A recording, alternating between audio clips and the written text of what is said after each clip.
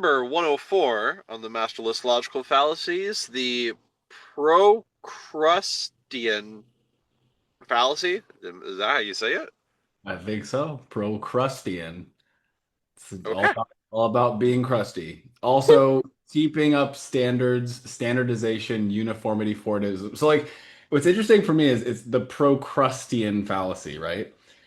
If they had said keeping up standards or standardization fallacy or uniformity fallacy, it would have been so much more self-evident. But when you call it the Procrustean fallacy, it's like, what? Like, what, there's a better This name. is the Mr. Krabs fallacy. Yes. Do not become crusty Mr. Krabs, period. Okay. The modernist fallacy of falsely and inappropriately applying the norms and requirements of standardized manufacturing quality control and rigid scheduling or of military discipline to inherently diverse free human beings, their lives, education, behavior, clothing, and appearance.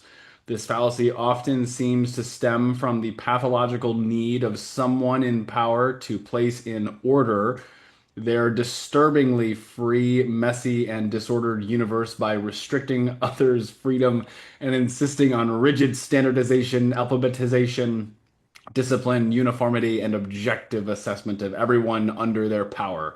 This fallacy partially explains why marching in straight lines, mass calisthenics, goose stepping, drum and bugle or flag corps, standing at attention, saluting uniforms, and standardized categorization are so typical of fascism or fascism, tyrannical regimes, and of tyrants petty and grand everywhere. Thanks to author Aymar O'Duffy for identifying this fallacy. I just had to read that. To me, the tone of that felt so like angry, so I needed to read it in an angry tone. Whoever wrote this was just very upsetties with regimes and government. They didn't like it. Can yeah, can you like summarize what this is? I'm totally not Yeah, following. yeah. It's essentially, I think what it is it's the Procrustean fallacy is the obsession with wanting to place order in place, um, presupposing that a lack of order is a bad thing. And so everything must be like in straight lines, in boxes, squares, type of a thing. It's like it's I almost see. it's almost as though it's saying like if something is visually and not if something's visually appears disorganized um or has the yeah it's almost like if something appears to be disorganized, then the obsession to make it then visually uh or organized under some measure that gets created to make it appear organized, that seems to be the fallacy. Because this one would argue, I think like what this would argue against is like something like a mycelial network. It is not organized because it's not straight lines and perfect categories, whereas a mycelial network is a infinite web of connections and all these types of things. So I think that's what the fallacy is that order is anything that does not appear like order must be put in order in a straight line boxes standardized fashion. Gotcha. Gotcha. Yeah, okay. Uh yeah, this one definitely happens within science, in particularly uh evolution. As we are trying to study the phylogeny tree of life. Um we have so many examples of fossils of skulls specifically that are so uh like spectral formity into each other that scientists have huge arguments whether like this skull belongs to uh, this ancient ape or this other slightly different ancient ape, and they're like, we need to categorize all of these, and they uh, th- to great extent they're like it must fit in with these boxes, and then they kind of have to remind themselves that like, wait a minute, this is exactly what evolutionary theory predicts, is that as you go back in time, all of these lineages will just come together, and there is no boxes in life. They all form differently, and so or excuse me, they all yeah, they all form differently from one uniform ancestor, and yeah, it's a very hard thing to categorize. It seems easy at first when you just look at all the different life forms that exist on Earth. You're like, okay, these are dogs, these are cats, these are trees, whatnot. But then when you go back, you're like, is this a dog cat thing? What is this? It must be one of them. Like, no, it's this one is the ancestor of both. Yeah. Um, One is cat dog. yeah, this one is cat dog. Oh my god, I can't believe I forgot the theme song. I was gonna just sing it. Uh, Tough Little World with Little Cat Dog, something like that. I have all the episodes. Uh, yeah, the uniformity, that one definitely helps me understand this one a little bit better. Have I done this? I'm sure I've done this. Oh, yeah, yeah, yeah. I've done this uh with a few things in life, right? I try to put things into categories uh that don't need it. That just simply don't need it. And then uh I've been practicing when I figure out that like this phenomenon that I'm observing in life does not need to be categorized. I try to let it go as best I can. Um, but yeah, there used to be a time where I wouldn't let it go. I would keep seeking the categorization so I could understand it. And I think the lesson is like things can be spectrum. Things don't have to be necessarily categorized. You can still understand it, uh, and know that it doesn't need to fit into a preconceived box that you have for it. Yeah.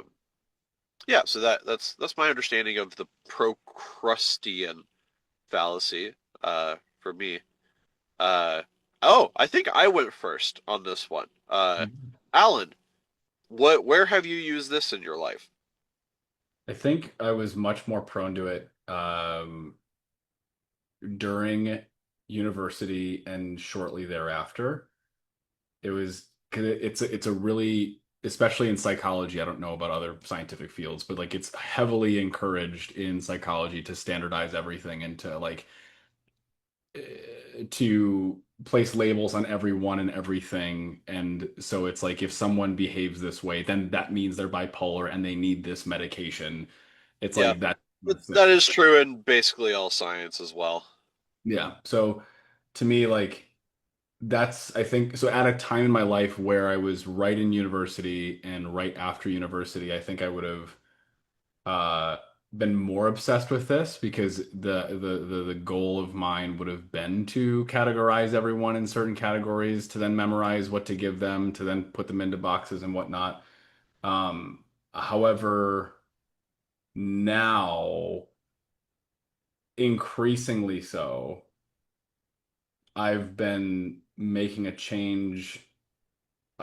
Yeah, from like trying to boxify a person and the treatment for them, and now much more create principles and deal with each human one at a time from the principles and looking at each human as a deeply unique and individual thing. So, um, yeah. So I, in a like, because yeah, this isn't really talking about principles. It's more just the standardization of things. So yeah, this is not something I apply now, and I especially in my field, there's a lot of people who try to do this all the time with like certain tests. Like there's human design, there's gene keys, there's um, like all these different tests that are like this human is this thing, and it's like no, they're not. Your test has gotten this result saying that this person's behavior is consistent with this particular thing, but it doesn't make them that thing. So it's a big thing in the field that I'm in, and I very much oppose it. Sweet. And Sarah. Um, I don't know if I've ever done this actually, or like if I have an example of it. Yeah, I don't know. I kind of also got the same vibe as Alan. Like they're just very angry, like over regimes and stuff. Yeah. So that was, yeah, that's kind of like what I took from it. But I don't know. Like I don't have any thoughts on this really. Have you ever tried to in moderating groups, Hmm. have you ever tried to make things more uniform and categorized than they needed to be? Yes. That's what this is. Oh, okay. All right. Do you have any examples of that? Um, well, I mean, I like things organized and like